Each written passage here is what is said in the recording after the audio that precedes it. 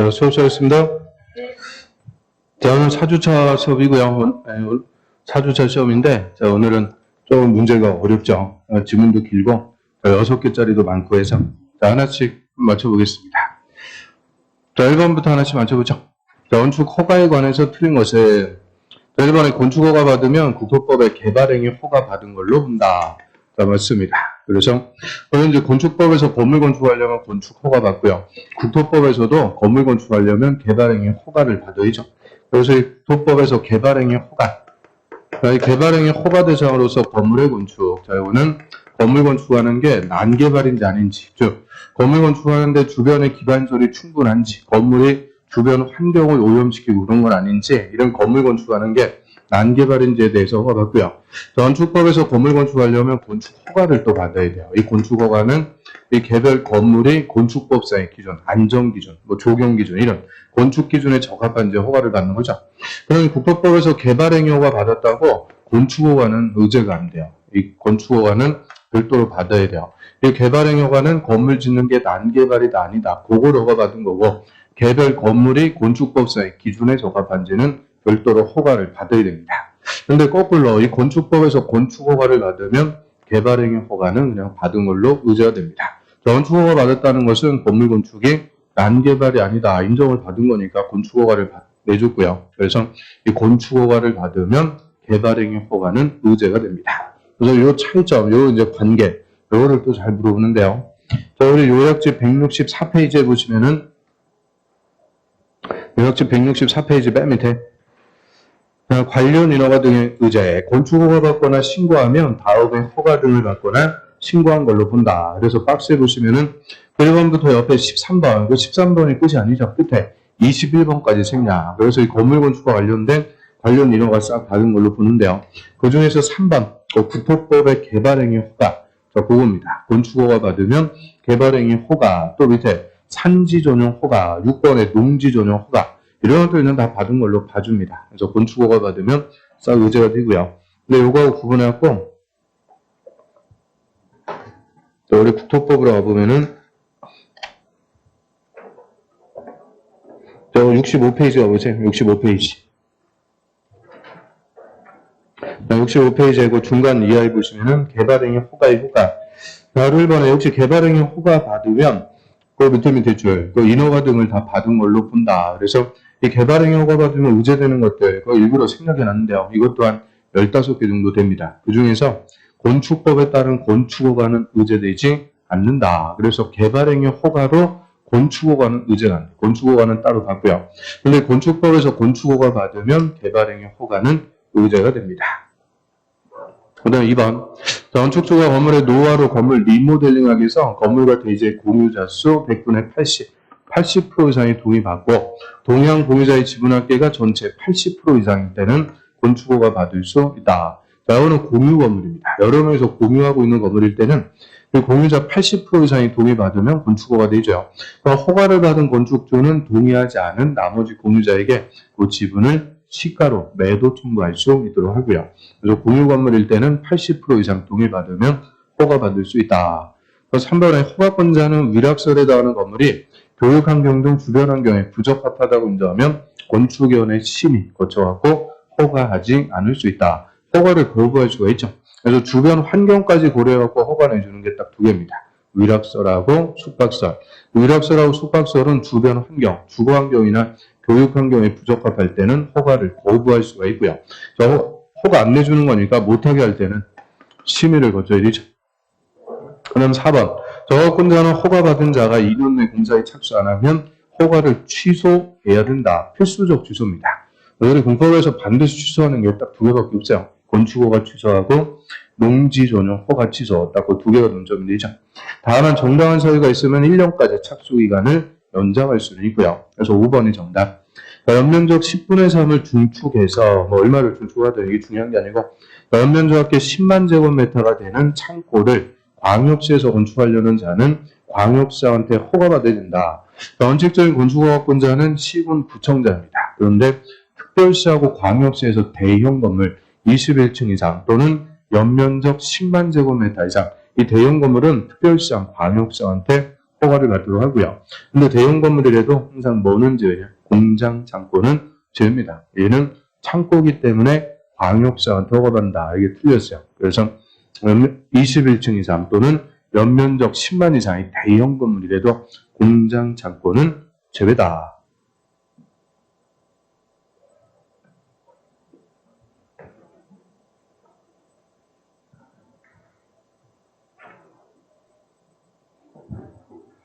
그 다음 2번 보겠습니다. 자, 건축 허가에 관해서 옳은 것을 1번에 시장원수는 총수가 20층이고 연면적 합계 8만 제곱미터 공장에 건축을 허가하려면 미리 도지사한테 승인받아야 된다.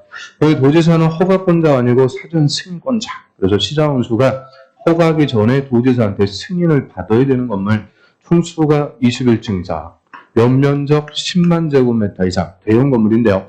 역시 공장하고 창고는 제외. 그래서 1번은 뭐 난 다 틀렸습니다. 도지사한테 승인받는 대상 아니고요. 1번에 건축 신고한 자가 신고한 날부터 6개월이 아니고 건축 신고는 1년. 1년 내 착수 안 하면 신고가 실효. 다만 정당한 사유가 있으면 1년까지 연장할 수 있고요. 그래서 건축허가든 건축 신고든 1년까지 착수기간 연장할 수 있는데 착수기간이 원칙 다르죠. 건축허가는 2년 내 착수, 건축 신고는 1년 내 착수. 이게 경미한 거니까 1년 내 착수. 그래서 3번에 신고 대상 가설 건물인 전시를 위한 견본주택을 축조하는 경우 존치기간은 3년 이내로 한다. 맞습니다. 그래서 가설 건물, 허가 대상이든 신고 대상이든 가설, 임시로 설치하고 이용하는 건물이니까 다 존치기간은 3년 이내가 되죠. 그래서 신고하는 가설 건물도 존치기간은 다 3년 이내입니다. 3번이 맞고요. 그다음 4번에 교육감이 교육환경 개선을 위해서 특히 필요하다고 인정해서 요청하면 국토부 장관은 허가권자의 건축허가를 제한할 수 있다. 자, 건축허가 못 내주게 허가 제한할 수가 있고요. 국토부 장관은 우리 공법에서 제일 높은 사람이니까 모든 허가권자의 건축허가를 다 제한할 수가 있고요. 이미 허가 내줬으면 착공을 못하게 제한할 수도 있죠. 그러면 국토부 장관이 제한할 수 있는 사유는 두 개요. 국토관리상 특히 필요하거나 장관이 요청할 때. 맨 앞에 교육감은 장관이 아닙니다. 그래서 교육감은 요청할 수 있는 주체가 안 되고요. 그럼 교육부 장관이 교육환경 개선을 위해서 요청하면 허가 제한할 수 있다. 이래도 틀려요. 다 틀린 질문입니다. 건축허가 제한은 국민의 재산권을 규제하는 거기 때문에 엄격하게 해석해야 돼요. 그래서 162페이지 요약집. 건축허가의 제한, 동그라미 1번 국토부 장관은 보면 국토부 장관은 국토관리를 위해서 특히 필요하거나 주무부 장관이 국방, 문화재 보전, 환경 보전, 국민 경제를 위해서 특히 필요하다고 인정해서 요청하면 허가권자의 건축허가 착공을 제한할 수 있다. 자, 여기에 교육 환경의 보전 이런 거 없습니다. 교육 환경의 개선 이런 거 없어요. 그래서 그 교육 환경 개선을 위해서 요청해도 제한할 수 있는 사유가 아닙니다. 그래서 이런 장관도 아니고 교육 환경 개선 이거는 국토부 장관이 제한할 수 있는 사유 자체가 안 되죠. 그다음 5번에 건축허가나 착공을 제한할 때 제한 기간은 3년이 아니고 2년 이내로 하되 1회 1년 연장할 수 있습니다. 그래서 건축허가 제한은 2년에 1년 연장, 최장 3년까지. 3년에 2년 연장하는 것은 개발행위 허가의 제한, 개발행위 허가 제한이 3년에 2년 연장, 최장 5년까지 제한할 수 있고요. 그럼 개발행위 허가 5년까지 제한할 수 있는 거 3개, 도, 지, 기. 그래서 도시군 기본계획, 도시군 관리계획을 수립, 지구단위계획구역 지정해서 지구단위계획 수립, 기반설 부담구역 지정해서 기반설 설치 계획을 수립. 이런 계획을 수립하는 곳은 3년에 2년 연장, 최장 5년까지 개발행위 허가를 제한할 수가 있죠.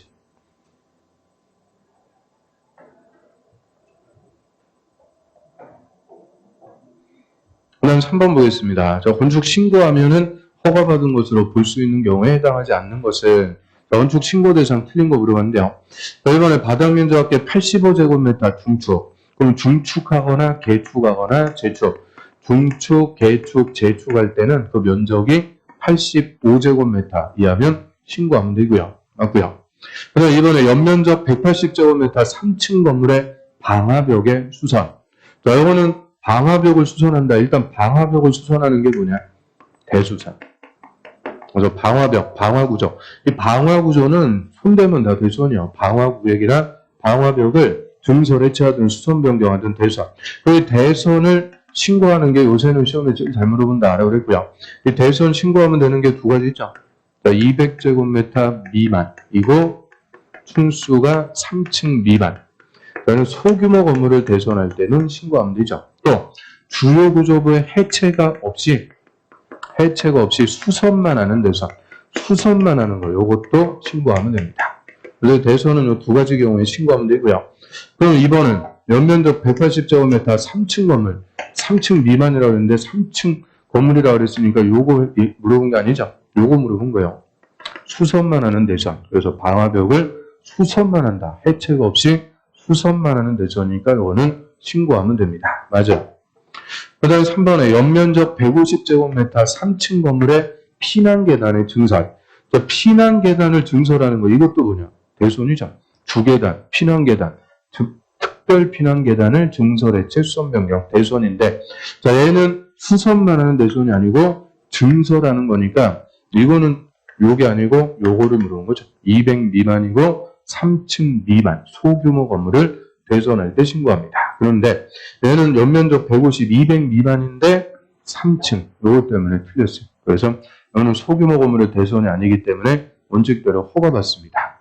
이게 다 29회 때 기출지문이죠. 29회 때는 이거보다 더 어렵게 물어봤어요. 그래서 대선, 요새는 요거 갖고 제일 잘 물어보고 있으니까 이 대선을 신고하는 거, 요거를 확실하게 좀 정리를 해 두셔야 돼요.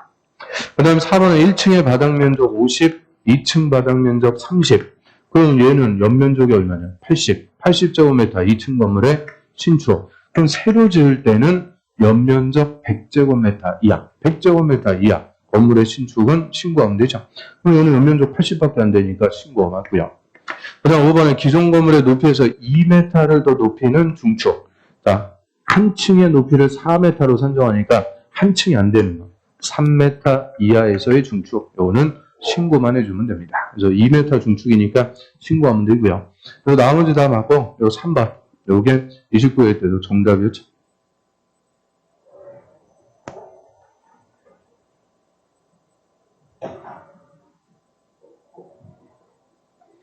그 다음 4번 보겠습니다. 건물 건축에 관해서 옳은 것은 1번에 사전결정 신청자는 사전결정을 통지받은 날부터 2년 내 착공 신고를 해야 되고 이 기간에 착공 신고 안 하면 사전결정이 실효가 된다. 일단 사전결정이라는 것은 땅 사기 전에 허가권자한테 제가 이 땅에다 이 건물 지으려고 하는데 허가 내줄 수 있는지 없는지 먼저 결정해달라고 신청하고요. 허가권자가 허가 내줄게요. 사전결정에서 통지했어요. 그럼 통지받은 날부터 2년 내 착공 신고하는 게 아니고 건축 허가를 신청을 해야 됩니다. 땅 사갖고 건축 허가를 신청. 건축 허가 신청 안 하면 사전 결정이 실효. 이건 그대로 28회 때 정답 지문이죠. 자, 여기서 160페이지 가보세요. 요약책 160. 자, 위에 실효, 바로 4번에 실효한 보시면은 사전 결정 신청자는 통지받은 날부터 2년 내 착공 신고를 하는 게 아니고 건축 허가를 신청, 땅 사갖고 건축 허가를 신청을 해야 돼요. 건축 허가 신청 안 하면 사전 결정이 실효입니다. 그래서 이런 사전 결정 신청자가 사전 결정의 통지를 받은 경우에도 우리 산지관리법에 따른 산지 전용 허가는 따로 받아야 된다. 따로 받을 필요가 없죠. 허가권자가 허가 내줄게요. 사전 결정만 해줘도 유죄되는 게 4개가 있죠. 개, 산, 농, 하. 그래서 160페이지 맨 위에 그 박스에 보시면은 개발행위 허가, 산지 전용 허가, 농지 전용 허가, 그리고 하천 전용 허가, 계산 농하 4개는 사전 결정만 받아도 그냥 받은 걸로 다 처리가 됩니다. 그다음 3번에 허가권자는 연면적 10만 제곱미터 이상이고 16층 이상 주요 건물에 대해서 건축하기 전에 안전영향평가를 실시해야 된다. 맞습니다. 그래서 안전영향평가 대상 또 초고층 건물, 초고층 건물이거나 연면적 10만 이상이고 16층 이상인 건물일 때 저는 162페이지에 보시면은 162페이지 안전영향평가 얘는 작년, 재작년 계속 간평사 정답이라고 그랬으니까 안전영향평가 그거는 좀 신경 써갖고 보시라고 그랬고요. 10만 이상이고 16층 이상 건물 또는 초고층 건물 50층 이상. 그 다음 4번에 허가권자는 연면적 5,000제곱미터 이상 건물에 대해서 착공 신고하는 건축주에게 미리 안전관리 비용을 예치죠. 안전관리 예치금 예치하게 할 수 있다. 연면적 5천이 아니고 1000입니다. 연면적 1000제곱미터 이상 건물일 때 공사비의 1%까지 미리 안전관리 예치금 내라고 할 수가 있고요. 그다음 5번에 임시사용시행 기간은 1년 이내가 아니고 2년 이내로 하되 1회 연장할 수 있다. 의무 없어요. 그냥 연장할 수 있습니다. 자, 여기서 168페이지. 168페이지 안전관리 예치금 대상도 30회 기준 연면적 1000제곱미터 이상일 때 공사비 1%까지 예치하게 할 수가 있고요. 또 한 페이지 넘겨보시면 사용승인이고 171페이지 맨 위에 임시사용승인 또 하나는 3번 기간은 2년 이내로 하되 대형 건물일 때는 공사가 언제 끝날지 모르니까 그냥 연장할 수가 있고요. 1회 연장할 수 있다 이런 거 없어요. 그냥 연장할 수가 있죠.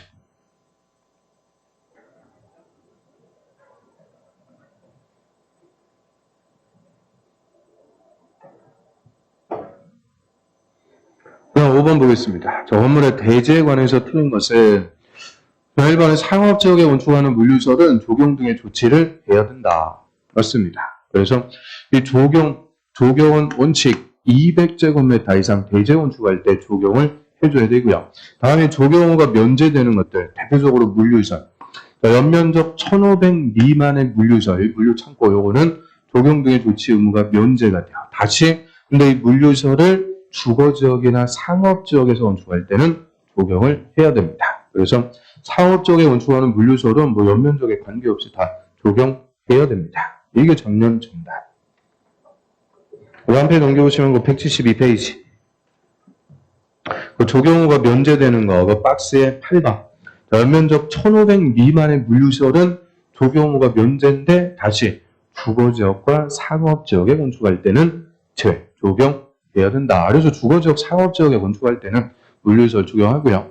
그다음 이번에 면적 5천 미만인 대제 공장을 건축하는 건축주는 조경 등의 조치를 하지 않을 수 있다. 맞죠? 공장은 크게 두 가지요. 대지 면적이 5천 미만 또는 연면적이 1,500 미만. 소규모 공장 이것도 조경무가 면제. 이거는 그대로 27회 때 또 정답. 그래서 조경, 이 공장하고 물류설, 창고 이것도 확실하게 좀 보고요. 그다음 3번에 일반 주거지역의 바닥 면적 5천 이상 업무설인 건물의 대지에는 공개공지 설치해야 된다. 그러니까 공개공지 설치하는 대상 1준위, 상준위. 그러니까 일반 주거, 준주거, 상업지역과 중공업체. 그럼 일반 주거지역 1준위 할 때 일반 주거. 그 다음에 공개공지 설치하는 건물 연면적 5천 이상 6개 있죠. 문, 종, 파, 눈, 업숙 5천 이상. 그래서 의료시설이 빠지고 업무시설이 들어옵니다. 그래서 그 밑에 공개공지 설치 대상 지역은 1준위, 상준위, 그리고 대상 건물은 문종, 반은, 업숙 5천 이상, 의료시설 대신 업무시설이 들어온다. 그래서 다 맞고요. 그다음 4번의 공개공지 면적은 대지 면적 100분의 20이 아니고 100분의 10, 10% 이하에서 조례로 정하는데 이때 조경 면적을 공개공지 면적으로 할 수 없다가 아니고 있습니다. 조경 따로, 공개공지 따로, 그러면 건물 지을 땅 없어요. 그래서 조경 면적은 공개공지 면적으로 해줄 수가 있고요. 그다음 1준위, 상준위 땅값 비싼 지역에서 금쪽 같은 내 땅이 10%나 공개공지 내놨으니까 용적률 완화해주죠. 용적률 1.2배 이하에서 완화해줍니다. 그리고 용적률하고 높이장 두 개를 1.2배 완화해주고요. 건폐율을 1.2배 완화한다는 없습니다.